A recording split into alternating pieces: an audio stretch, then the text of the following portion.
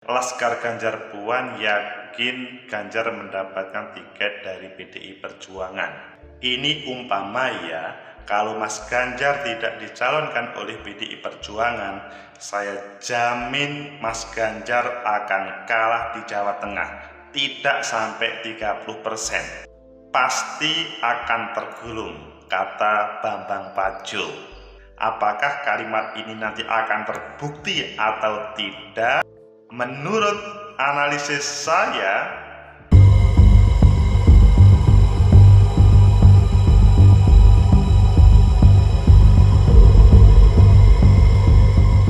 Assalamualaikum warahmatullahi wabarakatuh. Salam sejahtera untuk kita semua. Pecinta masa depan negeri, muncul keyakinan Ganjar akan menjadi pemenang kalau berkoalisi dengan Mbak Puan. LGP, Laskar Ganjar Puan. Padahal pada waktu yang lalu Ganjar mendapatkan nominator dari Partai Nasdem, dan elit PDIP mengatakan bahwa Ganjar dijamin kalah kalau tidak menggunakan tiket atau kendaraan PDI Perjuangan. Meskipun pada detik-detik terakhir ini atau hari-hari terakhir, survei menghasilkan Ganjar leading. Ayo kita baca di beberapa media, bagaimana sebetulnya dengan Mas Ganjar ini. Apakah dia akan mendapatkan kesempatan dari PDI Perjuangan untuk meraih tiket tersebut dan bisa memenangkan, atau PDI Perjuangan terpaksa memberikan tiket tersebut kepada Mas Ganjar supaya kemenangan tercapai untuk PDI Perjuangan, atau Ganjar akan tetap lewat Partai Nasdem atau lewat gabungan partai yang lain. Ayo kita baca di beberapa media. Selanjutnya nanti kita kupas, perdalam, dan kita analisa. Pertama di Tempo, LGP yakin bahwa Ganjar Pranowo bakal dapat tiket dari PDIP maju Pilpres 2024. Wah, ini keyakinan dari Laskar Ganjar Puan ini semacam memotivasi kepada PDI Perjuangan bahwa kader terbaik menurut LGP itu adalah Ganjar, dan nanti dipasangkan dengan Mbak Puan. Apakah iya atau tidak? Karena sampai hari ini masih tarik menarik terkait dengan hal itu. Selanjutnya kita di Tempo juga, PDIP jamin Ganjar kalah di Jateng jika nekat nyapres dari partai lain. Ini suara dari elit PDI Perjuangan yang juga berasal dari Jawa Tengah, Bambang Pacul. Bagaimanapun Ganjar harus melalui PDI Perjuangan, tetapi kalau tidak mendapatkan tiket dari PDI Perjuangan, jangan sampai nyalon. Selanjutnya di bisnis.com, PDIP sesumbar Ganjar Pranowo kalah nyapres bila diusung partai lain, hampir sama dengan yang ada di Tempo tadi. Intinya bahwa kalau ingin menang ya harus dari PDI Perjuangan. Selanjutnya di Tribun News, survei parameter politik, elektabilitas Ganjar Pranowo melejit, kalahkan Prabowo dan Anies. Ini survei terakhir dari lembaga survei salah satu saja, dan mungkin kalian sebagian belum mengenal, tetapi kita ikuti saja karena yang namanya survei itu kan sesaat dan bisa berubah nantinya. Ayo pilih yang mana menurut kalian? Oke, pilih yang Tempo, yang Ganjar kalah, diprediksi kalah tadi, kalau tidak masih di Jawa Tengah. Oke, kita baca Tempo. PDIP jamin Ganjar kalah di Jawa Tengah jika nekat nyapres dari partai lain. Ini sebuah ancaman terhadap Ganjar Pranowo.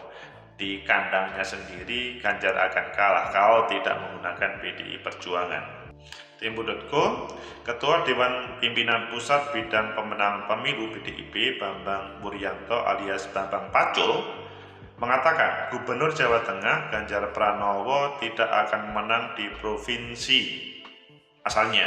seandainya nekat maju sebagai calon presiden atau capres dari partai lain. Ya, sesama dari Jawa Tengah ini tarik menarik. Ini kami bicara umpama ya, saya tidak ingin mendahului. Umpamanya Pak Ganjar Prabowo tidak dicalonkan oleh PDI Perjuangan, tidak dapat rekomendasi dari PDIP, lalu dicalonkan partai lain, saya pastikan di Jawa Tengah tidak akan dapat 30%. Pasti tergulung. Kalau dia dapat 30% saja, sudah hebat. Ujar Bambang ditemui di Kompleks Parlemen Senayan, Jakarta kemarin. Adapun Jawa Tengah selama ini dikenal sebagai salah satu daerah yang menjadi kandang banteng. Jawa Tengah merupakan lumbung suara yang menjadi penentu kemenangan Presiden Joko Widodo dalam 2 pemilu sebelumnya. Pada Pilpres 2019, Jokowi Ma'ruf unggul telak sebesar 77,26% atau 16,7 juta suara dengan kemenangan di seluruh wilayah Jawa Tengah. Sementara pesaingnya hanya memperoleh 22,74 atau 4,9 juta suara. Menurut Bambang, pengaruh PDIP sangat kuat di Jawa Tengah. Ini pengaruh PDIP atau pengaruh Ganjar? Nanti kita kupas. Ia memastikan siapapun calon yang akan diusung PDIP di Pilpres 2024 akan menang di Jawa Tengah. Kenapa Bambang Pacul bisa ngomong begitu? Karena infrastruktur kami sudah siap, kalau bahasa menterinya. Infrastruktur tersebut atau infrastruktur tempur kita sudah siap. Untuk itu Bambang mengingatkan semua kader untuk manut mendukung siapapun capres yang diputuskan oleh Ketua Umum PDI Perjuangan Megawati Soekarno Putri. Menurut Bambang, pilihan Megawati pasti yang paling tepat. Ganjar itu dulu waktu Pilgub 2013, siapa yang mengira dia akan dapat rekomendasi? Nggak punya duit, nama juga nggak ada, jangankan elektabilitas, popularitas juga nggak kelihatan. Tapi itu putusan Megawati, maksudnya waktu itu ketua umumnya. Ini nanti kita bahas. Bambang bercerita Ketua DPP PDIP Puan Maharani turut berperan menyokong Ganjar ketika maju Pilgub Jateng. Mbak Puan itu yang minta memimpin pertempuran di Jawa Tengah setelah Ganjar yang ditetapkan. Lalu ibu mengizinkan Mbak Puan, tapi kata ibu, kalau sampai kalah, ku sembelih kau. Waduh, ngeri. Bayangkan itu dalam rapat resmi loh disampaikan, maka ketika Ganjar mau diugal-ugalan, kualat nanti. Adapun PDIP sampai saat ini belum memutuskan sosok capresnya. Pecinta masa depan negeri itulah yang disampaikan oleh elit PDIP, Bambang Wuryanto, Bambang Pacul terkait dengan Mas Ganjar. Jadi dia dipastikan kalah di Jawa Tengah kalau tidak maju dari PDI Perjuangan. Dari informasi tadi, maka kita bisa mengumpulkan atau membandingkan. Pertama, apakah Mas Ganjar akan menjadi, atau gini, apakah Mas Ganjar betul kalah di Jawa Tengah? Kalau tidak menggunakan PDI Perjuangan, maka pertama yang kita jadikan patokan adalah historis. Apakah pada waktu 2020 atau 2020 Pilkada 2 periode sebelumnya itu Mas Ganjar memang total satu-satunya yang menjadi faktor kemenangan itu adalah PDI Perjuangan. Bahwa kalau PDI Perjuangan faktor kemenangan itu iya, tetapi bahwa apakah tidak ada yang lain? Bagaimanapun di sana ada sosok Ganjar yang sudah berapa periode menjadi DPR RI, tentunya juga menjadi daya magnet tersendiri. Kedua juga pasangannya siapa? Itu juga kita paham. Dan ketiga adalah siapa lawannya. Ya pada waktu itu lawannya Pak Pipit Waluyo pada waktu periode pertama. Dan Pak Pipit Waluyo adalah orang yang relatif tidak mudah menyapa publik, maka publik masyarakat itu jarang. Sehingga kalau kita sandingkan ya, bahwa PDI Perjuangan memang sebagai faktor penentu di Jawa Tengah, tetapi sosok Mas Ganjar juga sebagai penentu karena dia membranding orang yang sangat dekat dengan masyarakat, selain juga pasangan yang pasangan yang ditampilkan. Jadi tidak sepenuhnya karena PDI Perjuangan, bahwa PDI Perjuangan itu adalah faktor penentu, iya, tetapi tidak semuanya karena PDI Perjuangan. Kemudian yang kedua, berbicara faktor proses. Mas Ganjar pada saat ini, kalau ngomong sebagai kepala daerah, maksudnya gubernur, relatif berhasil dibanding dengan beberapa gubernur yang lain. Beberapa infrastruktur yang ada di sana dihadirkan, dan yang lebih bagus lagi itu adalah dirinya mampu membranding yang sangat dekat dengan rakyat. Itu tidak mudah bagi seorang pemimpin atau kepala daerah. Jadi kalau yang dipimpin itu merasa sudah dekat, itu bagus, sehingga ini berpengaruh kepada ketiga. Pada proses survei yang ada, Mas Ganjar mendapatkan pada posisi runner up nomor 2, Pak Prabowo, Mas Ganjar, Mas Anies. Ya, memang ini bukan sebagai penentu akhir ya, tapi kita ngomong sebuah proses. Pada kesempatan tersebut, Mas Ganjar runner up, dan terakhir Mas Ganjar adalah mendapatkan tertinggi berbicara elektabilitas dan teman-temannya itu tadi. Kalau melihat dari sini, pada posisi ini jelas PDI Perjuangan bukan menjadi penentu, tetapi sosok Ganjar sebagai wajah simbol calon presiden menjadi sesuatu tidak hanya masyarakat Jawa Tengah, tetapi seluruh Indonesia. Kemudian yang keempat, bagaimana tentang partai-partai politik yang mereka mempunyai kewajiban untuk melahirkan kader, dihadirkan menjadi pemimpin. Di sini kalau ngomong PDI Perjuangan jelas belum memilih siapa yang akan menjadi calon. Namun Partai Nasdem sudah memilih, salah satunya adalah Mas Ganjar. Ada Mas Anies, Mas Ganjar, ada Prabowo. Ini menunjukkan bahwa kehebatan dari partai lain melirik, oh ada sebuah potensi.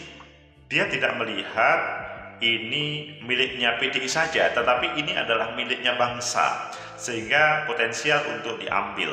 Bukan diambil sih sebetulnya, ditampilkan menjadi pemimpin. Dia tidak melihat, maksudnya menutup mata siapapun orangnya, pokoknya hebat, maka ditampilkan. Berbeda dengan pada kesempatan ini PDI Perjuangan. PDI Perjuangan mempunyai proses mekanisme tersendiri, dan endingnya adalah hak prerogatif di Bu Megawati. Dan sampai hari ini memang belum diputuskan siapa yang menjadi capresnya.